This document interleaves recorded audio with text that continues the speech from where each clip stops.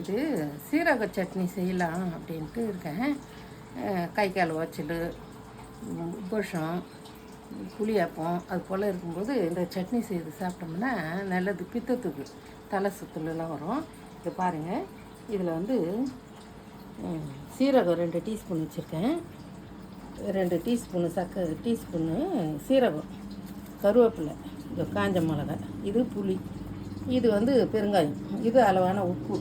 இதுதான் இதுக்கு செய்ய வேண்டியது. இது ஒன்றுனா தேங்காய் வச்சுக்கணும்னா கொஞ்சம் நல்லாயிருக்கும். இதில் ஒரு 2 தேங்காய் பற்ற வச்சு நான் அரைச்சி காட்டுறேன் பாருங்கள். இதை பாருங்கள், இந்த சட்னி இப்போ வந்து இது வந்து போட்டு இந்த மிளகா போட்டு அரைக்கிறாங்க. புளியை போட்டுடலாம், இதை போடலாம். அப்போ இது ஒரு சுற்றிட்டு அப்போது இதை அரைக்கலாம். வாங்க, அதான் நடக்கும்.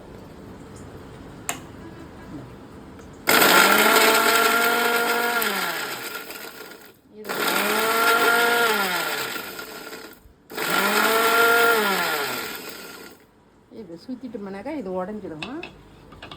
அப்புறம் வந்து இதை வந்து இதில் போட்டுருக்கலாம். இது 2 பேருக்கு செய்கிறேன் நான். 2 டீஸ்பூனு போட்டு நம்ம அதுக்கேற்ற மாதிரியே ஒருத்தருக்கு 1 டீஸ்பூன்ற மாதிரியே வச்சு செய்துக்கலாம்.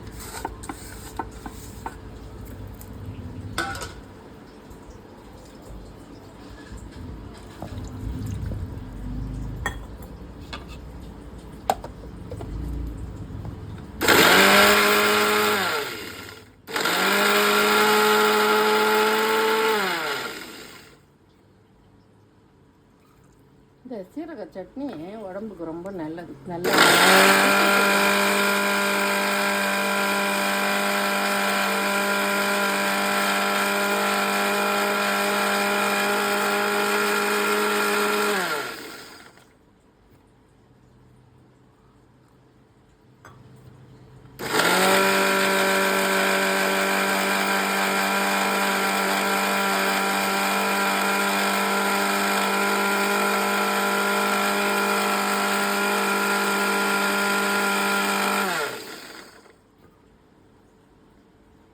பாருங்கள், மெத்தனை வந்துச்சு. போடுற சட்னி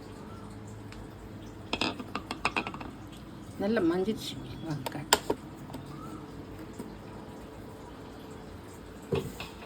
பாருங்க, இது வறுத்தது சொல்லியிருக்கேன்ல, வறுத்து தான் அரைச்சிருக்கேன். சீரகம் அதெல்லாம் இது பாருங்கள், தாளிச்சு வச்சுருக்கேங்க. இதில் வந்து கடுகு, கருவேப்பிலை, 2 காஞ்ச மிளகா போட்டு செவக்கு வச்சு இதில் போட்டுருக்கிறேன். இது பாருங்கள், இது இப்படி கலக்கணும்.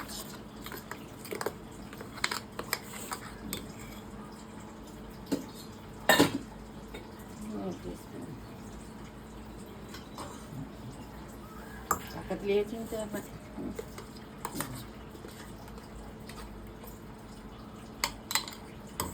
இந்த சட்னி. இது வந்து கம்பு மாவு தோசை. கம்பு மாவு அரைச்சி வச்சுருக்கேன். இதில் கம்பு மாவு தோசை சுட்டு வச்சுருக்கேன். நைட்டு அரைச்சி வச்சுருக்கேன். இது சீரக சட்னி. 2ம் ஹெல்த்தியான ஒரு டிஃபன். சாப்பிடுங்க, செய்யுங்க, பாருங்கள்.